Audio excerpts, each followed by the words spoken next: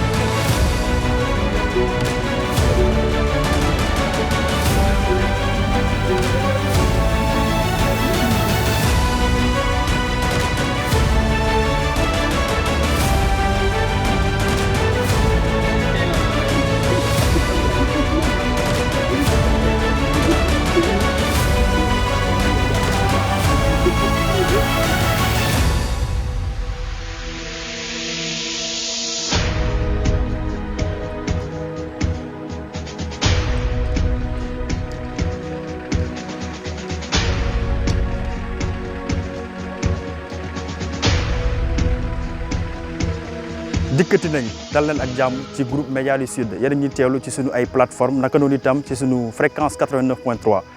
comme ni ñu ko doon defee te nag ànd ci ak armée sénégalaise encore une fois ngir ñëw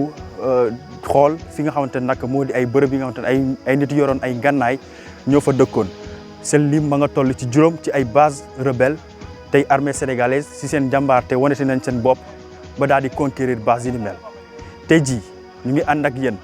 kon ñu koy defee ngir ñëw won leen de A à Z li nga xamante ne nag moo di liggéey bi armée sénégalaise def man la yéen la ci découverte bi ni mel ay ca la ñu dem.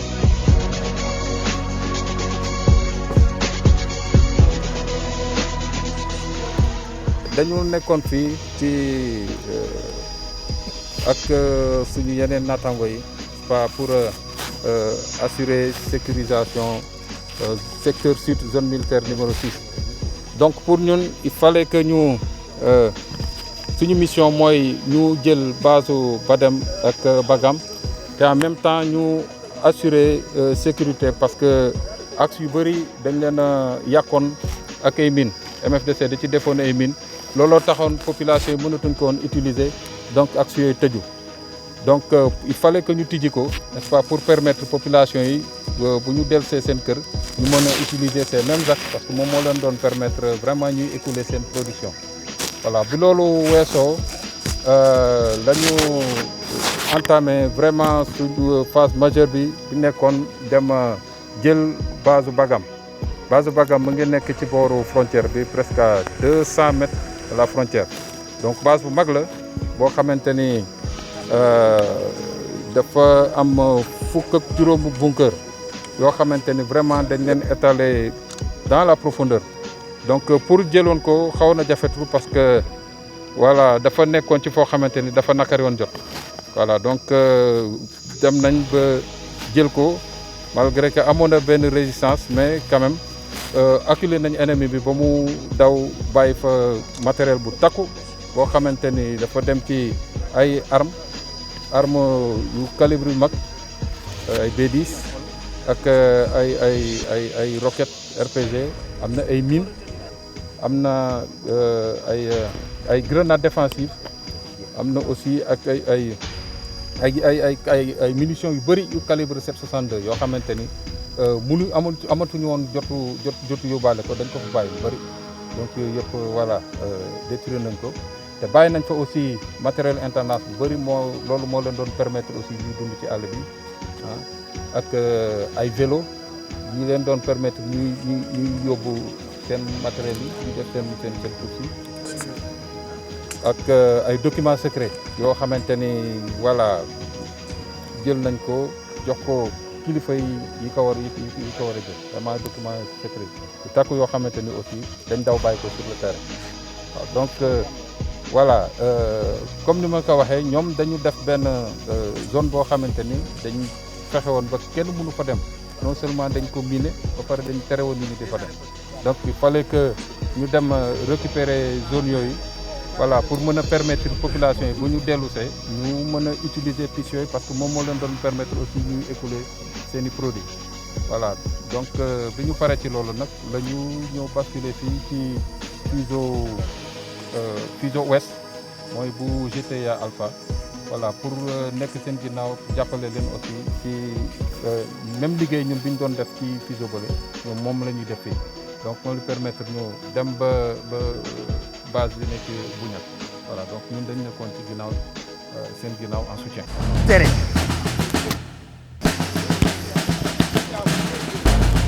Vous suivez les consignes, vous ne vous éloignez pas, vous marchez par là où nous on va marcher. Ne vous éloignez pas parce que c'est voilà, une zone vraiment sensible.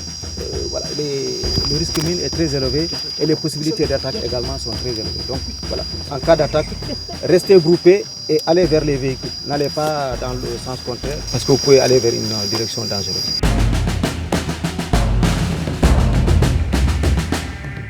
suñu étape bu njëkk ci visite bi nga xamante ne nag ñu ngi koy amal ak armée sénégalaise ñu ngi ca Basséré mu doon bërëb bi nga xamante ne nag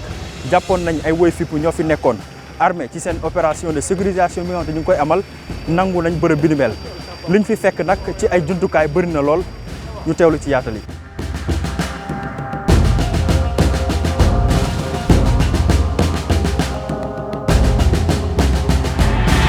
waaw mini ñaar fukk ak juróom la. donc 10 mines ay mines anti-char waaw ak 15 mines ay mines antipersonnel.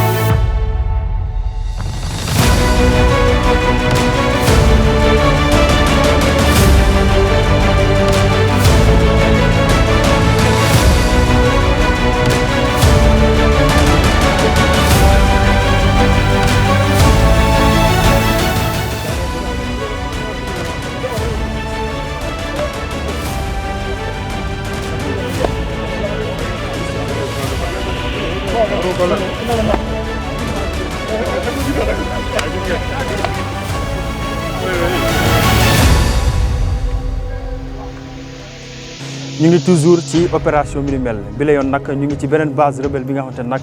duppee nañ ko Ayinga 2 lañ ko mën a wax ndaxte am na feneen fi nga xamante ne jaar nañ fa ñu duppee ko Ayinga 1 fii itam ay base rebelle la woon mi nga xamante ne ay woy fëppi ñoo fi nekkoon armée bi nangu ko luñ fi fekk nag ngir xam ko teewlu leen li ni mel. opération bi ñu ngi ko commencé le 30 mai passé opération bi commandant de zone le colonel Souleymane Kandé moom moo ko jiite opération bi ci phase bu njëkk bi moo nekkoon à partir de Niassia ñu attaqué Ediouma Basséré rétablir itinéraire axe bi nga xamante ne ni moom moo représenté la paix 206D boo xam ne daanaka moo nekkoon axe bi nga xam ne mooy axe de production comme ni ñu koy wooye donc bu doon permettre jógee ko ba Toubacouta jaar maison forestière ñëw Kouméré ñëw Basséré dem ba Kourin dem ba jàll Kagit donc yoon boobu dafa fatoon parce que dafa amoon ay engins explosifs yu ci nekkoon foofu ci kattanu armée bi ak génie militaire defar nañ ko ba yoon bi mu ngi dox actuellement oto yaa ngi ciy roulé loolu moo nekkoon première phase. deuxième phase bi dañu waroon a attaquer à partir de Basséré dem ba ci frontière bi actuellement fi ngeen nekk nii mooy Aïnga 2 noonu la ko gars yi yore ngànnaay tuddee donc moom mooy dem ba fële ci frontière bi à environ 2 kilomètres 500 d'ici ligne bi gën a jege 2 kilomètres 500 rek la donc ligne yi gën a sori dina yegg ba 4 kilomètres mais à partir de fii frontière bi soreetuñ donc li nga xamante ne ni moom la ñu saisir ci ay jumtuwaay aussi jàpp nañu ay roquettes ay yoo xam ne dañ leen a détruire sur place am na aussi ay grenades ak ay obus piégés yoo xam ne quand même dañ leen détruire donc loolu mooy li nga xamante ni moo ñu gën a soxal parce que yeneen saisies yi moom jarul sax donc ma fi nekk di ko lim. toolu yamba am na fi toolu yamba jot nañ ci gis toolu yamba yoo xam ne dañ ko détruire sax parce que dafa commencé woon sax wow parce que ñi ko doon arrosé dañoo daw donc loolu moo justifié que ne dañu commencé woon fané voilà donc destruction bi day daal di yomb. waaw loolu nag ñu ngi koy xaw naqarlu tuuti parce que suñuy camarade la suñuy frère d'armes le 13 démb rek ci heure bi ñu ngi ko doon génne kenn ci suñu gradé yi boo xam ne dafa tëb ci mine avant aussi vers le 5 am na aussi suñu benn élément boo xam ne dañ ko jam ci loxo dañ ko jam bal ci loxo loolu daal mooy li nga xamante ne xaw lañ ko naqarlu ci opération bi. fii moom leer na fii moom askan bi mën na dellu si fii commencé liggéey boobu moom leer na fii moom ñi fi amoon tool mën nañ dellu si waat commencé béy seen tool bañ a ragal dara parce que fii c'est terminé voilà fii dañ fi ubbi poste militaire dañ fiy toog te dëkk bi suy tàkk fii sax duñ fi jóge.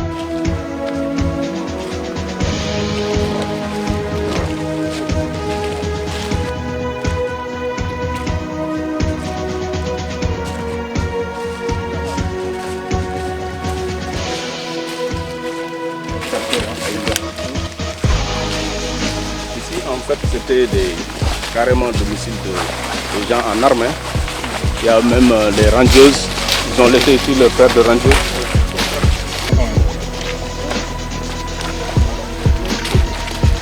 Ils ont laissé tout sur place, matelas. On pourra entrer après. Après, si vous voulez. Après, oui. Genre de riz là, comme ça, il y en a en paquet. La constitution du grenier.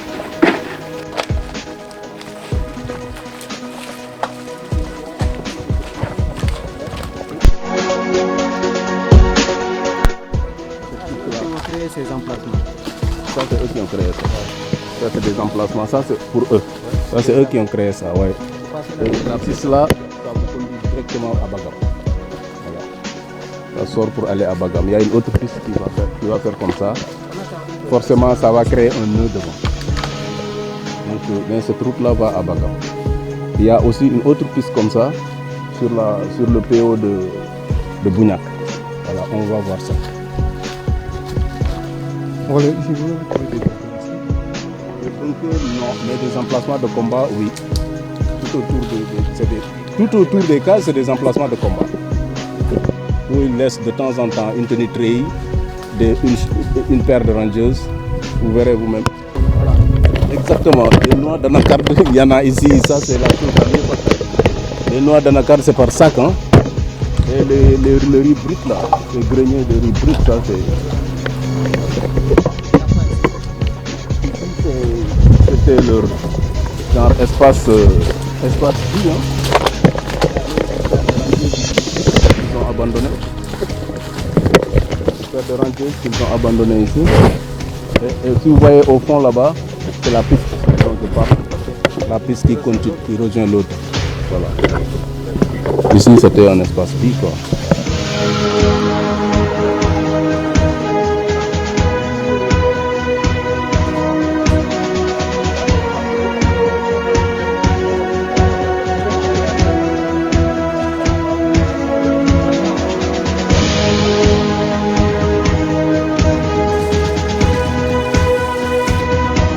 ñu ngi ba tey fi nga xamante ne nag moo di Ayinga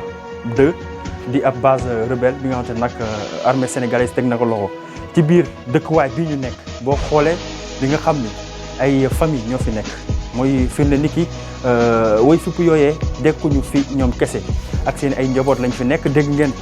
situation bi bilan bi nga xamante ne nag jëlee nañ ko fii ñu dugg ci dëkkuwaay bi ni mel gis ngeen yëre yi fi nekk di ay yëre xale yëre mag yëre jigéen lépp lañ fi gis di firnde ni ki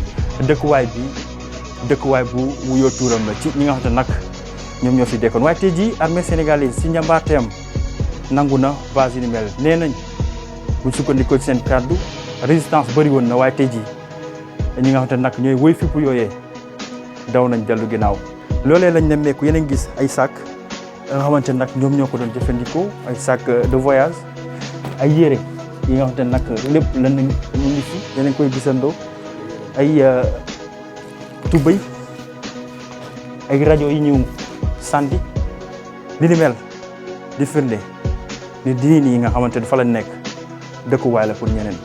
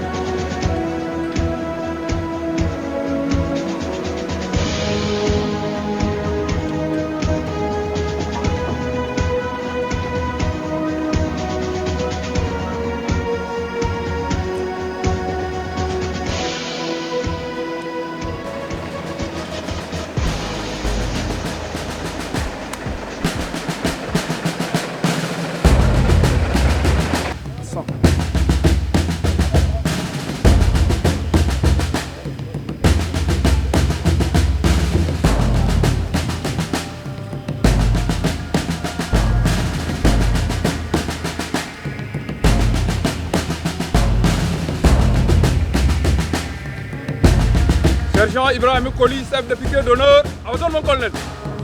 Avion, c'est Mamadou Bokar Sall, chef de la 3e section de la 4e compagnie, 3e bataillon. À votre nom, colonel. Chef, Matkei, chef de la 2e section, 31e compagnie, à votre nom, colonel.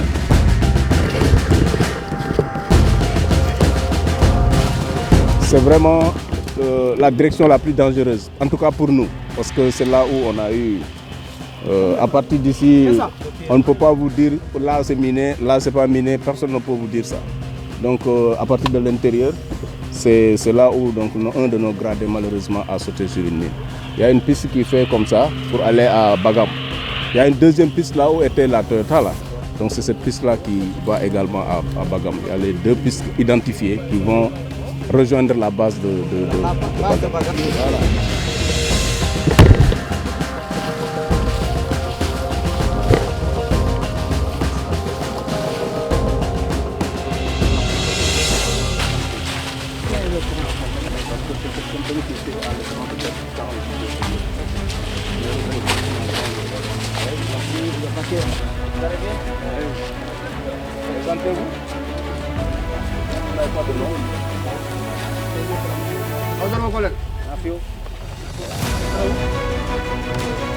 ñu ngi justement fi nga xamante ne nag mooy Buñak beneen ci ay bërëb bi nga xamante ne nag ay woy fippu ñoo fa dëkkoon te ji armée sénégalaise nangu na ko ba def ko dëkkuwaayam fii nag mënees nañoo jàpp ni lu weesu fii nii mënatuñ fa yegg ndaxte c'est pas assez sécurisé buñ sukkandikoo ci kàddu waa l'armée bi visite bi ni mel fii lañ koy yemale fii nga xamante ne nag mooy Buñak ndaxte pour des besoins de sécurité du ñu mën a yegg fi nga xamante ne nag moo weesu fii yeneen gis armée mu ngi fii yor ay seen ay jumtukaay yi nga xamante ne nag dañ koy jëfandikoo ci liggéey bi li ni mel nag boo ko gisee jàppal ni moom la ñuy jëfandikoo ngir ràññee li nga xamante ne nag moo di ndell yi fii nag bu doon zone bi nga xamante ne nag ay at ci ginnaaw amoon na ay doomu aadama yu fi dëkkoon ay woy fipp ñëw nangu seen dëkkuwaay ba tey jii woy fipp yooyu itam armée sénégalaise daal di nangu seen dëkkuwaayam loolee nag li koy firnde di njàmbaarte armée sénégalaise bi nga xamante ne nag kenn dootu ko naatable ci Sénégal Afrique ak àdduna wërngal képp jaa ngeen jëf gaay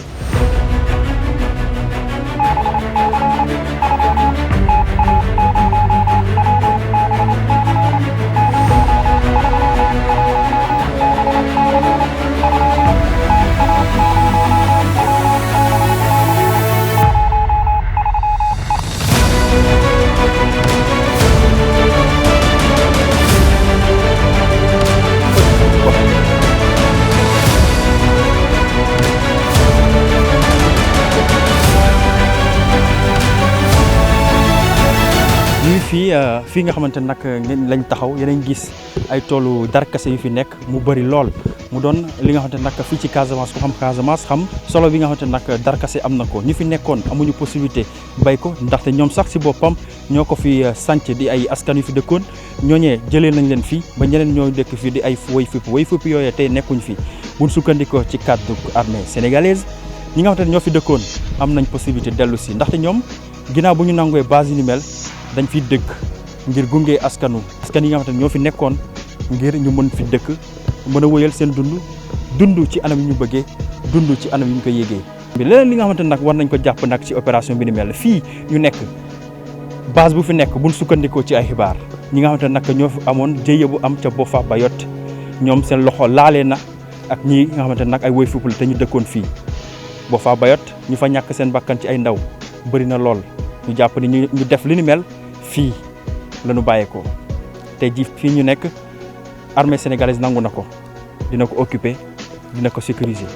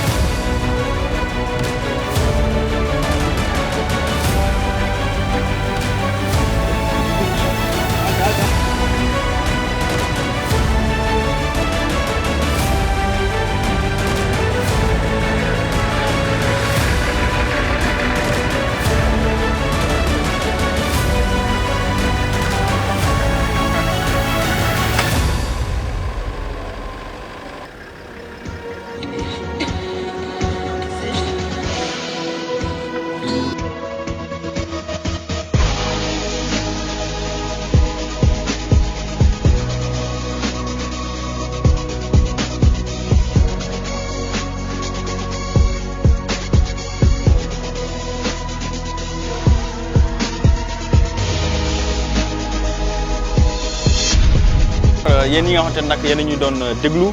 di ñu seetaan depuis bu ñu dooree opération bi andi ci ak armée sénégalaise fii nag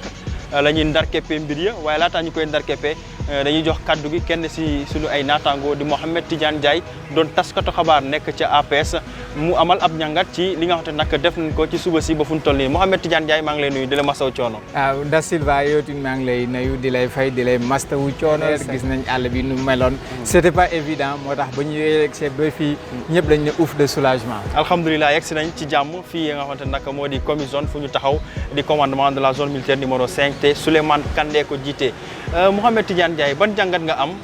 opération bi nga xamante ne armée def nañ ko ba tey permettre taskatu xabaar yi ñu dem foofee nga xamante ne nag moo di village yi nekk ca commune bu Niassia bu ko defee ñu mën ci teg seen gët ban jàngat nga am ci li ni mel. ñaari jàngat laa ci am benn bu njëkk mooy